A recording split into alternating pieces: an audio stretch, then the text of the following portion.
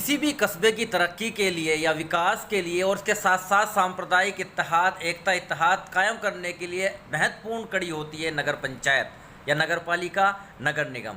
नगर पंचायत की बात करें तो जनपद मुजफ्फरनगर में सीधा रुख कराएंगे नगर पंचायत जानसठ की ओर। नगर पंचायत जानसठ में परवेन भड़ाना, जो कि पेशे से एक अधिवक्ता भी हैं, लॉ ग्रेजुएट हैं, इसके साथ साथ भारतीय जनता पार्टी के एक सक्रिय सदस्य के रूप में कार्य करते रहे हैं और एकता इत्तेहाद के लिए भी उन्होंने हमेशा काम किया है। लेके चलेंगे, सुनवाएंगे और उन्हीं की ज़बानी के जानसठ, जो कि काफ़ी क्षेत्र में पिछड़ा हुआ था, वो कितना अब विकास हुआ है नगर पंचायत जानसठ का 2018 से लेकर अब तक क्या हुआ है डेवलपमेंट। सीधा रुख कराते हैं नगर पंचायत चेयरमैन परवेन भड़ाना जी। भड़ाना जी, स्वागत है आपका जी। 2012 में लगभग अपने 2018 से आपको कार्य करने का मौका मिला है नगर पंचायत चेयरमैन के रूप में। जिस वक्त आपने चार्ज ग्रहण किया तो कैसी थी नगर पंचायत जानसठ और इन विगत वर्षों में कितना हुआ डेवलपमेंट? देखिए, 2018 से मुझे सौभाग्य प्राप्त हुआ, अपने कस्बे के लोगों की सेवा करने का अवसर मुझे प्राप्त हुआ। तो तब मैं देखता हूँ कि बेसिक स्ट्रक्चर जो होता है, किसी भी मूलभूत संसाधन जो थे वो नगर पालिका में नहीं थे, नगर पंचायत में नहीं थे। जैसे कि अगर हम मूलभूत सुविधाओं की बात करें तो सड़क, नाली और खड़ंजे, ये इनका बने होना या इनका होना यही पर्याप्त नहीं है। इनके साथ साथ क्या होता है कि जो एक शहरीकरण का जो स्वरूप होता है, एक शहर का जो स्वरूप दिया जाता है, क्योंकि ग्राम पंचायतों में और नगर पंचायतों में एक अंतर यही रहता है कि जो नगर पंचायतें होती हैं, जो शहर होते हैं, कस्बे होते हैं, वो एक शहर का स्वरूप लिए हुए होते हैं। शहर के अंदर बहुत सारी ऐसी मूलभूत सुविधाएं होती हैं जिनका वहाँ पर स्थापित होना अपने आप में एक शहर की अनुभूति कराता है। जैसे कि अगर हम बात करें तो वहाँ पर स्वच्छता का सबसे बड़ा योगदान होता है। दूसरा बात हम करें तो वहाँ पर कूड़े के निस्तारण के लिए उचित प्रबंध वहाँ होने चाहिए। तीसरा, पानी की व्यवस्था समुचित रूप से वहाँ पेयजल की होनी चाहिए। पथ प्रकाश की व्यवस्था समुचित रूप से होनी चाहिए। सड़कों की, नालियों की, इनकी भी आवश्यकता रहती है। इन्हीं के साथ साथ पार्क, जो बच्चों के शारीरिक विकास के लिए और जो कस्बे के नागरिक होते हैं, जो बुजुर्ग नागरिक होते हैं, उनके स्वास्थ्य वर्धन के लिए, एक्सरसाइज करने के लिए इस तरीके के पार्क वहाँ पर होने चाहिए। इनके साथ साथ जल स्तर को सुधारने के लिए, जो भूगर्भ जल है उसके स्तर को सुधारने के लिए वहाँ पर तालाबों का साफ़ होना, उनके संचय होना, वो जो महत्वपूर्ण रहता है। इसी के साथ साथ वहाँ पर जो प्राथमिक विद्यालय होते हैं, उन प्राथमिक विद्यालयों को सुदृढ़ीकरण होना भी बहुत आवश्यक है। इसी के साथ साथ अगर हम बात करें तो वहाँ पर ट्रांसपोर्टेशन की अच्छी व्यवस्था होनी चाहिए। और भी बहुत सारी ऐसी चीज़ें हो सकती हैं जो शहर को एक शहर का स्वरूप दे सकें, गाँव को, एक कस्बे को एक उसका शहर का स्वरूप दे सकें। तो इनमें आप कहाँ तक सक्सीस हुए हैं इन सुविधाओं दिलाने के अगर लिए? मैं बात करूं तो 100% हम लोगों ने मूलभूत सुविधाओं को देने का काम किया। हम लोगों ने तालाबों का सौंदर्यीकरण कर अमृत सरोवर जैसी योजनाओं को लागू किया। अब हमारे बीच में 2 साफ़ सुथरे पानी के 2 कुंड बन रहे हैं, 2 तालाब बन रहे हैं, अमृत सरोवर का स्वरूप लिए हुए हैं। हमने पार्क बनाने का यहाँ पर काम किया, पंडित दीनदयाल उपाध्याय पार्क, महादेव मंदिर के पास आप देखते होंगे। सड़कों का जाल जहाँ पर बहुत ज़्यादा आवश्यकता है, वहाँ पर सड़कों को बनाने का हम लोगों ने काम किया। पानी के ड्रेनेज की सिस्टम की, जो वर्षा के समय पे जल भराव की समस्या उत्पन्न ना हो, पानी की प्रॉपर निकासी, प्रॉपर बड़े नाले तक पहुँचे, यानी कि कस्बे से बाहर तक जाते हुए पानी कस्बे से बाहर तक पहुँचना चाहिए, वो जल भराव की स्थिति पैदा ना करे, तो उनके लिए हमने काम किया।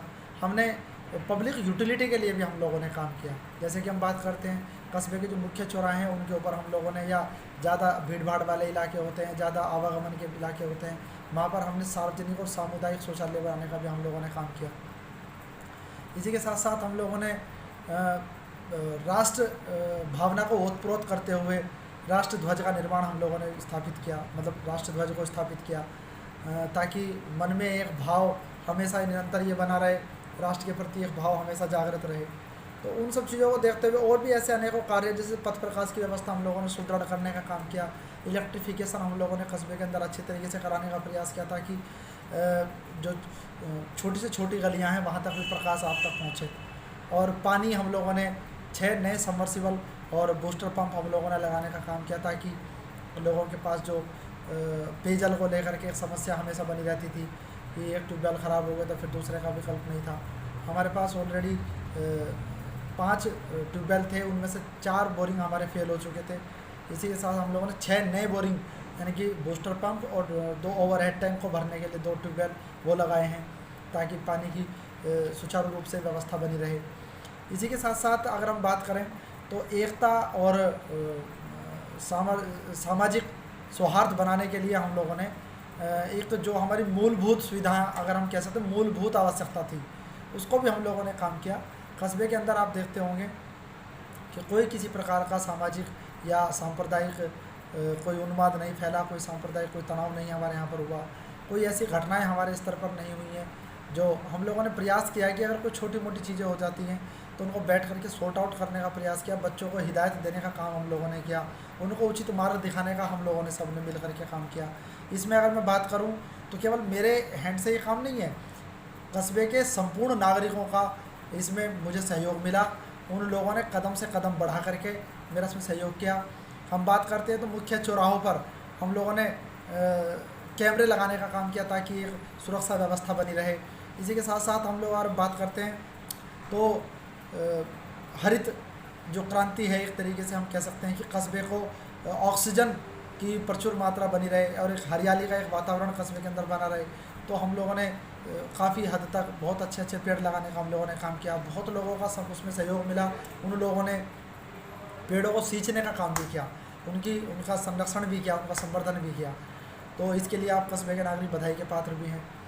इसी के साथ साथ अगर हम बात करते हैं तो जीविका को लेकर के तो हम लोगों ने एक प्रधानमंत्री स्वरोजगार योजना के अंतर्गत 10,000 रुपये का जो लोन सरकार ने भारत सरकार ने उपलब्ध कराने का काम किया था रेहड़ी पटरी वाले लोगों को। उन सब के लिए भी हम लोगों ने एक समुचित एक स्थान देने का प्रयास किया ताकि उन लोगों के लिए एक स्पेसिफिक बाज़ार बन सके, तो जिसमें वो पूर्णतः डिजिटल हो, यानी कि ई पेमेंट सुविधा युक्त फल एवं सब्जी बाज़ार हम लोगों ने बनाने का काम किया।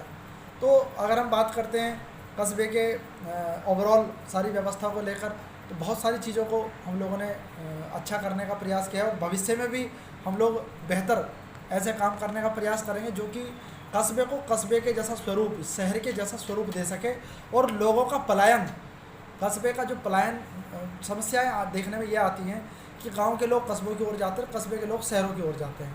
तो हम लोगों ने भरसक प्रयास किया है कि कस्बे के अंदर से जो पलायन है वो बहुत हद तक रुके, क्योंकि सुविधाओं का अभाव रहता है। तो जिन सुविधाओं के अभाव के कारण वो लोग बड़े शहरों की ओर रुख कर लेते हैं और वहाँ का जनसंख्या घनत्व को बढ़ा देते हैं। तो हम लोगों ने प्रयास किया है कि हमारे कस्बे के अंदर वो हमारा घनत्व बना रहे और वो नागरिक यहीं पर बने रहें। उनको जिन सुविधाओं के कारण वो कस्बे को छोड़ रहे थे वो सुविधाएँ उनको यहाँ उपलब्ध हों, जिससे उनका समग्र विकास हो, समुचित विकास भी हो। तो इन सब चीज़ों को लेकर के जैसे जैसे भारत सरकार और उत्तर प्रदेश सरकार, माननीय मुख्यमंत्री योगी आदित्यनाथ जी की सरकार निर्देश कर रही है, उन्हीं का सहयोग लेते हुए उन्हीं के मार्गदर्शन में उत्तर प्रदेश आगे बढ़ रहा है, कस्बे आगे बढ़ रहे हैं। और अभी अभी ताज़ा अगर मैं आपको बात बताऊं तो अभी अभी हम लोगों ने कस्बे का सीमा विस्तार भी कराया है, जिसमें लगभग 3,000 से ज़्यादा की वोटिंग परसेंटेज बढ़ेगा और लगभग 6,000 से ज़्यादा की पॉपुलेशन बढ़ेगी। जिससे क्या होगा कि जो कस्बे के आसपास के जो ग्रामीण एरिया है उसको भी कस्बे का लाभ मिल पाएगा और वो कस्बे के नागरिक होंगे, वो नगर पंचायत के नागरिक होंगे। और अगर हम बात करें तो उनके विकास की, तो उनको जो पिछड़ापन गांव में रह करके महसूस होता था वो उनको पिछड़ापन महसूस नहीं होगा, उनको एक वो भी आगे की विकास की आगे की पायदान पर खड़े हो सकेंगे। आपने बहुत से काम किए हैं। इसके साथ साथ मैं ये भी जानना चाहूँगा कि आज़ादी का अमृत महोत्सव मनाया जा रहा है, ऐसे में क्या है आपकी जनता से अपील और किस प्रकार मनाया जाए अपना जश्न आज़ादी? जैसा कि आप लोगों को विदित है और चूँकि आप सभी लोग देश के प्रबुद्ध और सम्मानित नागरिक हैं और देश की आज़ादी को बनाए रखने में हमारे पूर्वजों ने जो लाखों लोगों ने, करोड़ों लोगों ने जो हमारी आज़ादी के लिए जो कुर्बानियाँ दी हैं उनको हम ऐसे ही जायज़ नहीं जाने देंगे। उनकी आज़ादी को बरकरार रखेंगे और जिस भाव के साथ में वो देश के अंदर आज़ादी लेकर के आए, जिस भाव के साथ में उन्होंने संविधान का निर्माण किया, जिस भाव के साथ में इस आज़ादी को दिलाने में उन्होंने अपना अमूल्य योगदान दिया, उस भाव के साथ ही हम उस देश की आज़ादी को बनाकर रखने का हम लोग काम कर रहे हैं। और चूँकि जैसे 75 वर्ष हमारे देश की आज़ादी को, स्वतंत्रता को हो गए हैं, तो ये वर्ष जो अमृत महोत्सव का वर्ष है, रक्षाबंधन पे हम लोगों ने जो भी कस्बे के नागरिक आए हमारे से मिले या हम लोग उनसे मिले, तो उन लोगों को हमने रक्षा सूत्र बांध करके ये संदेश देने का काम किया कि हम देश की एकता, अखंडता और उसकी बंधुता को सुनिश्चित करने के लिए दृढ़ संकल्प लेते हैं कि हम किसी प्रकार की उसकी जो उसका स्वरूप है, जो उसका मूल ढांचा है, जो उसकी प्रस्तावना है, हम उसमें बाल बराबर भी फ़र्क नहीं आने देंगे और उसकी एकता, बंधुता को सुनिश्चित करने के लिए उसको बढ़ाते रहेंगे। और भविष्य में हम लोग ये संकल्प भी लेते हैं कि अगर कोई हमारे सामने कोई ऐसी परिस्थितियां पैदा होती है जिसमें सामाजिक हानि होती है या राष्ट्र की हानि होती है, तो हम वो कतई नहीं होने देंगे, बिल्कुल नहीं होने देंगे। और देश को एक परम वैभव तक ले जाने के लिए हम लोग तन, मन और धन और अपने प्राण तक न्यौछावर करने के लिए दृढ़ संकल्पित हैं। शुभकामनाओं के साथ मैं देश के नागरिकों को भी शुभकामनाएं देता हूं कि जब तक ये सूरज और चांद रहेगा, भारत का ऐसे ही अजर अमर नाम रहेगा और परम वैभव तक भारत पहुंचेगा, विश्व गुरु बन करके देश उभरेगा, महाशक्ति के रूप में देश उभरेगा, ऐसा मैं विश्वास रखता हूँ। बहुत बहुत धन्यवाद। अभी आपने सुना, अभी आपने देखा, ये थे नगर पंचायत चेयरमैन प्रवीण भड़ाना जी, जिन्होंने न सिर्फ सुरक्षा, सौंदर्य तथा इसके साथ साथ स्वच्छता पर विशेष ध्यान दिया, बल्कि सामाजिक जो बुनियादी ज़रूरत है उन पर भी उन्होंने विशेष काम किया है।